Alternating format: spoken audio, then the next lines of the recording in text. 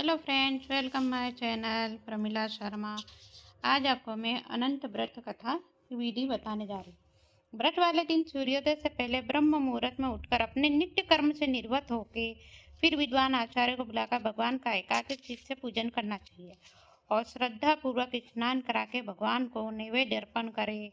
जो आप अपने अपने हिसाब से पूजन सामग्री करे। बाद में भगवान का प्रसाद बंधु बांधवों तथा कथा श्रवण करने यानी सुनाने वालों को देना चाहिए, फिर खुद प्रसाद खाना चाहिए। इस प्रकार नियम पूर्वक व्रत करने से सर्व सुख, आरोग्यता, समृद्धि, वंश, धन्य धान्य, संतान, वैभव तथा विजय की प्राप्ति होती है और अंत में सायुज मोक्ष प्राप्त होता है। अब ये कहानी सुनिए। अथ कथा प्रारंभ। सूची बोले, नैमिषारण्य में सूर्य निमिषार में पूर्व समय में यानी पहले समय में गंगा तट पर महाराज युधिष्ठिर ने जरासंध के वध के लिए राजसूय यज्ञ किया। राजा युधिष्ठिर ने श्री कृष्ण, भीमसेन, अर्जुन के साथ यज्ञशाला में जो अनेकों प्रकार के रत्नों से सुशोभित मोती के समान कांति वाली इंद्र सभा के सदस्य शोभायमान हो रही थी, उसमें यज्ञ के नियमित सभी राजाओं को बुलाया। उसी समय गांधारी का पुत्र दुर्योधन उस यज्ञशाला में आया। दुर्योधन वहां सूखे आंगन को जल से भरा देख वस्त्रों को उठाकर धीरे धीरे चला। उसे देख द्रौपदी आदि स्त्रियां हंसी और आगे जल के स्थान को सूखा समझकर दुर्योधन चलते हुए जल में गिरा। उस समय संपूर्ण तपस्वी राजा तथा द्रौपदी आदि स्त्रियों ने दुर्योधन का उपहास किया। यह देखकर दुर्योधन बहुत क्रोधित हो अपने मामा के साथ हस्तिनापुर चला आया। उस समय शकुनी ने दुर्योधन से मधुर वचन में कहा, हे राजन, आप अपने क्रोध को अपने कार्य के लिए छोड़ दें, क्योंकि जुआ खेलने से आप सारे राज्य को पा सकते हैं। हे राजन, यज्ञ मंडप में चलने के लिए उठी और ऐसा ही हो कहकर दुर्योधन यज्ञ मंडप में आए। इतने में सभी राजा यज्ञ समाप्त कर अपने अपने देश को चले गए। इसके पश्चात दुर्योधन ने हस्तिनापुर में आकर युधिष्ठिर, भीम, अर्जुन आदि पांडु पुत्रों को बुलाकर जुआ खेलना आरंभ किया और कपट से स्वयं पूरा उनके राज्य को हड़प लिया। निरपराधी पांडवों को जीतकर वन में भेज दिया। अब पांडव वन में घूमने लगे। यह समाचार सुनकर भगवान श्री कृष्ण पांडवों को देखने की इच्छा करके उनके साथ वन में पहुंचे। श्री सूत बोले, हे ऋषियों, वन में रहने पर दुख से दुर्बल पांडव जगदीश्वर कृष्ण को देख उन्हें प्रणाम करने लगे। युधिष्ठिर बोले, हे जगदीश्वर, परिवार सहित मैं बहुत दुखी हूँ। इस दुख के सागर से मुक्ति का उपाय बताइए। मैं, हे भगवान, किस देवता की पूजा से हम अपना राज्य प्राप्त कर सकते हैं अथवा किस व्रत को करूं जिससे आपके प्रसाद से मेरा हित हो। श्री कृष्ण बोले, हे युधिष्ठिर, श्री अनंत भगवान का पूजन व्रत पुरुषों तथा स्त्रियों को करना चाहिए। ये सभी मनोरथों को पूर्ण करने के साथ ही सारे पाप नष्ट हो जाते। युधिष्ठिर बोले, हे कृष्ण, आपके कहे हुए अनंत भगवान कौन है? क्या शेषनाग है? क्या तक्षक सर्प है? अथवा परमात्मा को अनंत कहते हैं? हे केशव, ये अनंत कौन है? कृपया करके हमें कहिए। श्री कृष्ण बोले, अनंत रूप मेरा ही है। सूर्यादि ग्रह और ये आत्मा जो कहे जाते हैं और पल विपल, दिन रात, पक्ष, मास, ऋतु, वर्ष, युग, ये सब काल कहे जाते हैं। जो काल कहे जाते हैं वही अनंत कहा जाता है। मैं वही कृष्ण हूँ जो पृथ्वी का भार उतारने के लिए अवतार धारण किया और दुष्टों का नाश तथा साधुओं की रक्षा करने को वासुदेव के वंश से उत्पन्न हुआ। आदि, मध्य, अंत, कृष्ण, विष्णु, हरि, शिव, बैकुंठ, सूर्य, चंद्र और सर्वव्यापी ईश्वर तथा सृष्टि जो नाश करने वाले विश्व रूप, महाकाल इत्यादि रूपों को मैंने अर्जुन के ज्ञान के लिए दिखलाया था। योगियों के ध्यान करने योग्य और संसार रूप अनंत, जिसमें चतुर्दश इंद्र है, अष्टावसु, 12 सूर्य, एकादश रुद्र और नारद आदि 7 ऋषि तथा समुद्र, विंध्याचल आदि पर्वत, गंगा नदी तथा वृक्ष और नक्षत्र एवं 10 दिशाएं, भूमि, पाताल, भूलोक, भुव इत्यादि लोक हैं। हे युधिष्ठिर, यह सब मैं ही हूँ, इसमें कोई संदेह नहीं है। युधिष्ठिर बोले, हे विद्वर, अब आप अनंत व्रत का महात्मा और विधि कहिए तथा अनंत व्रत का अनुष्ठान करने वाले प्राणी को क्या पुण्य होता है, इसका क्या फल मिलता है, सो कहिए, मैं ये जानना चाहता हूँ। पूर्व काल में यह व्रत किसने किया और मृत्युलोक में किसने प्रकाशित किया, सब विस्तार से कहिए। श्री कृष्ण जी बोले, हे युधिष्ठिर, पहले सत्य युग में एक सुमंत नाम का ब्राह्मण था। उसने वशिष्ठ गोत्र में उत्पन्न भृगु की सुंदर कन्या दीक्षा का वेदोक्त विधि से विवाह किया। थोड़ा समय बीतने पर उसके गर्भ से उन्नत लक्षणों वाली कन्या उत्पन्न हुई। वह सुशीला शीला नामक वाली कन्या पिता के घर बढ़ने लगी। उसी समय शीला की माता ज्वर से पीड़ित हो पवित्र नदी के जल में गिरकर मर गई। उसके पश्चात सुमंत ने ब्राह्मण की कन्या से जिसका नाम कर्कशता था, विधि पूर्वक विवाह किया। दुष्ट स्वभाव कर्कशा से नित्य झगड़ा करने वाली थी। वो सौतेली शीला नाम की कन्या अपने पिता के घर पर भीत और खंबा पर तथा देहली पर चित्रकला में, तोरण आदि में चतुर थी। नीले, पीले, सफेद, काले इत्यादि रंगीन चित्र विचित्र से सातिये, शंख, कमल बारंबार बनाया करती थी। इस प्रकार बहुत समय बीत गया और इस प्रकार वो कौमारी अवस्था वाली शीला पिता के घर में बढ़ गई। स्त्रियों के स्वभाव से युक्त चिन्ह देखकर उस शीला को देख सुमंत ने चिंता की, ये कन्या मैं किसको दूं, और इस विचार से दुखी हुआ। उसी समय वेद के जानने वाले में श्रेष्ठ और स्त्री की इच्छा करने वाला कांति युक्त मुनियों में श्रेष्ठ कौंडिन्य ऋषि वहां आए और बोले, हे सुमंत, तुम्हारी कन्या शीला को मैं वरण करना चाहता हूँ। तब सुमंत ने शुभ दिन में श्रेष्ठ मुनि एक धर्म कौंडी नामक ऋषि से कन्या का विवाह कर दिया। श्री कृष्ण बोले, हे युधिष्ठिर, ग्रस्त सूत्र की कही हुई विधि से विवाह किया। उसी समय मांगलिक कार्य किए गए। स्त्रियों ने मंगल कान किया। ब्राह्मणों, स्वस्ति वासन तथा बंदी जनों ने तुम्हारी जय हो ऐसा कहकर घोष किया और विवाह कर्म संपन्न होने पर ब्राह्मण ने अपनी पत्नी कर्कशा से सुमंत बोले, हे प्रिय दामाद को संतोष के लिए कुछ दहेज देना उचित है। ऐसा वचन सुनकर कर्कशा ने क्रुद्ध होकर अपने घर के संपूर्ण पदार्थों को एकत्र करने उन्हें पेटी में छुपा दिया और अपने पिता के घर जाने के लिए कहा। भोजन से बचे हुए पदार्थ मार्ग में बचे हुए पर जो खाना था वो उनको रख दिया। सुमंत से बोली, घर में धन आदि कुछ भी नहीं है, जो हो देख लो। युधिष्ठिर ऐसे वचनों को सुनकर वह बहुत दुखी हुए। विवाह के पश्चात कौंडिन्य ने अपनी पत्नी शीला को रथ में बिठाकर वहां से धीरे धीरे चले। मार्ग में पुण्य रूपा यमुना नदी को देख उसके किनारे रथ खड़ा करके नित्य कर्म करने को चलिए।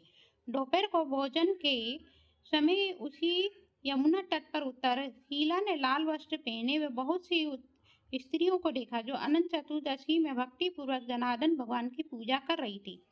उन स्त्रियों के समीप जाकर धीरे से पूछा, हे भार्याओं, कृपा कर आप मुझसे कहो, ये व्रत किसका कर रही हो और इस व्रत का नाम क्या है?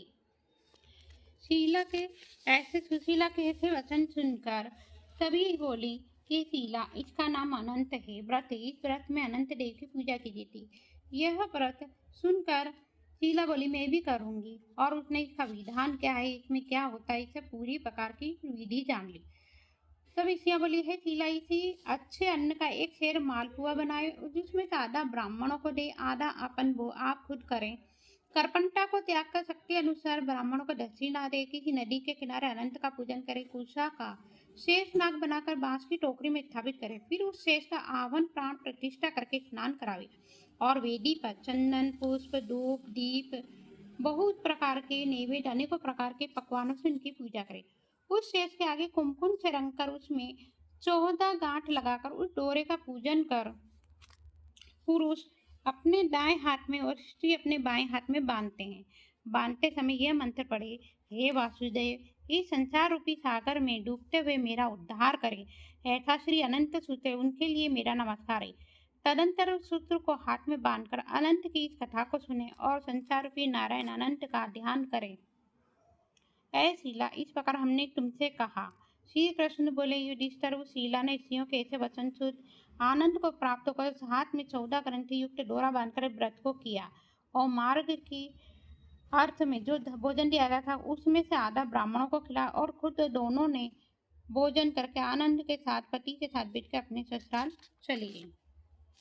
उस समय शीला को व्रत का प्रभाव मालूम हुआ। अब अनंत व्रत करने से उसके घर में गो, धन, लक्ष्मी से उसका परिपूर्ण हो गया। अतिथि के सत्कार में शीला सदा लगी रहती थी। माणिक्य, स्वर्ण और मोतियों के हारों से सुसज्जित हो गई।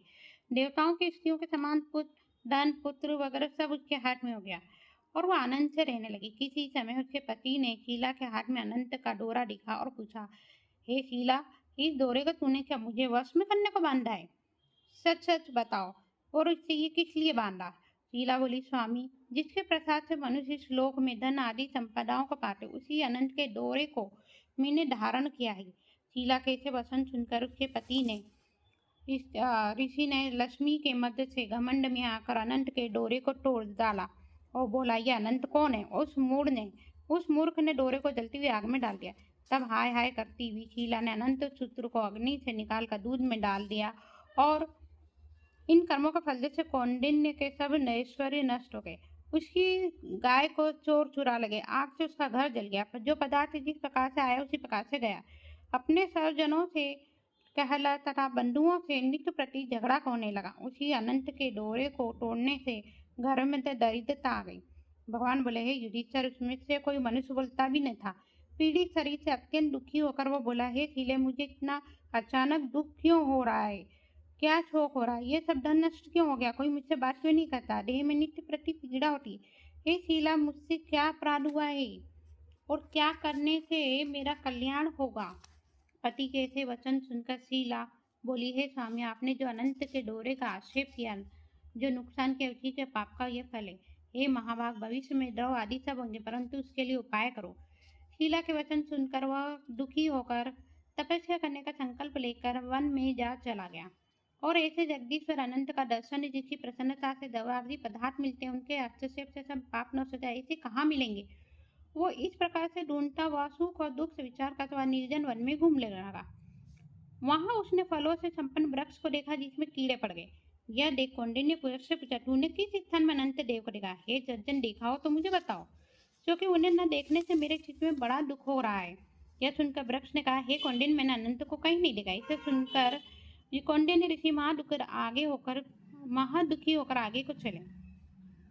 श्री कृष्ण जी बोले, हे युधिष्ठिर, अनंत के दर्शन ने लालसा करते हुए ऋषि ने वन में इधर उधर घूमती हुई बछड़ों सहित गाय को देखकर पूछा, हे देनु, तुमने अनंत को देखा हो तो बताओ। यह सुनकर गाय ने कहा, हे दीच, मैं अनंत को नहीं जानती। आगे चलकर एक बेल को देखा। उससे भी पूछा ऋषि ने, उससे भी पूछा, हे गोस्वामी, तुमने अनंत को देखा? बेल बोला, मैंने भी नहीं देखा। तब कौंडिन्य ऋषि आगे चलकर दो पुष्पकन्याओं को देखा, जिनके कल्लोल से परस्पर लहरें मिल रही। कमल कुमुदनी बहुत प्रकार से शोभा दे रही तथा भ्रमर, हंस, चकवा तथा सारस, बगुला आदि जाति के पक्षी कीड़ा कर रहे। उस कौंडिन्य ने पुष्पकन्या से पूछा, तुम दोनों ने अनंत को देखा है? यह सुनकर पुष्पकन्या ने उत्तर दिया, हे द्विज, हमने अनंत को नहीं देखा। आगे चलकर उसने गधा तथा हाथी को देखकर उनसे भी पूछा, क्या तुमने अनंत को देखा? उनसे भी संतोषजनक उत्तर न मिलने पर उसकी आशा न सो जाने से वह वन में वहीं बैठ गया। हे युधिष्ठिर, कौंडिन्य ऋषि जीवन की आशा छोड़कर विहल होकर बहुत गर्म श्वास छोड़ता हुआ पृथ्वी पर गिर पड़ा। उसने थोड़े समय में सावधान होने पर हे अनंत ऐसा कहते हुए और उठकर संकल्प किया कि मैं प्राणों को छोड़ दूंगा। हे युधिष्ठिर, तब वृक्ष के पर मरने के लिए उसने फांसी डाली। तभी अनंत जी प्रत्यक्ष होकर आ गए और ब्राह्मण का रूप धारण किया। अनंत ने कहा, हे द्विज, इधर आओ। उसका दाहिना हाथ पकड़ पर्वत की गुफा में चले गए। वहां सुंदर स्त्री पुरुषों से युक्त उस ऋषि को अपनी पूरी को दिखाया। वहां पर एक दिव्य आसन पर बैठ शंख, चक्र, गदा, पद्म और गरुड़ सहित विश्व रूप अपनी विभूतियों के वेदों से अधिक तेज और कौस्तुभी मणि सहित वनमाला धारण किए हुए थे।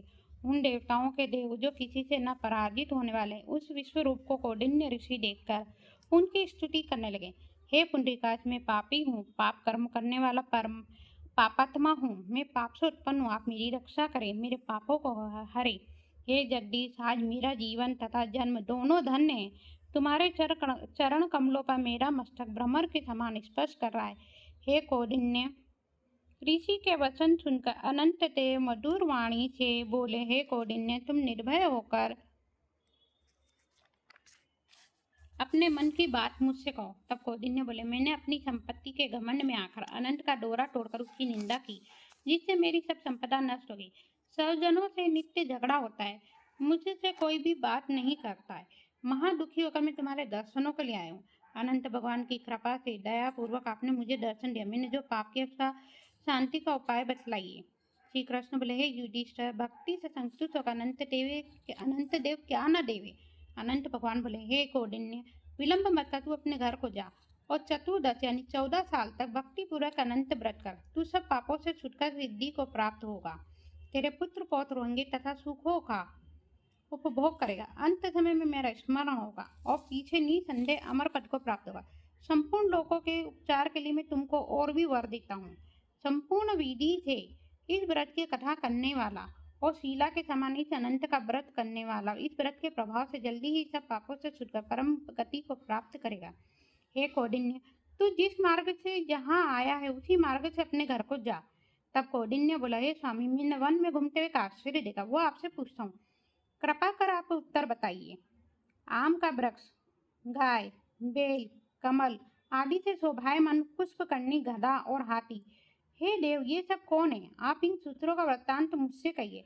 तब अनंत जी बोले, हे कौंडिन्य, आम का वृक्ष पूर्व जन्म का विद्वान ब्राह्मण है, जो विद्यार्थी को विद्या दान न देने के कारण वृक्ष हुआ। वह गाय पृथ्वी है, जो उसने पूर्व जन्म में बीज को चुराया, और वह बेल धर्म है। धर्म और अधर्म के कारण वे दोनों पुष्प करने हुई। वे पूर्व जन्म में कोई ब्राह्मण जाति की दोनों भगिनी थी जो धर्म करती थी, परस्पर केटी थी। उन्होंने ब्राह्मणों, अतिथि, दुर्बल को कुछ भी भोजन आदि पदार्थ नहीं दिया था, याचकों को भी भिक्षा भी नहीं दिया। उस पाप कर्म से परस्पर लहरी और जल एकत्र होता है। वह गधा क्रोध है, वह हाथी मद है, और वृक्ष ब्राह्मण है। मैं अनंत हूँ, वह कंदरा संसार है।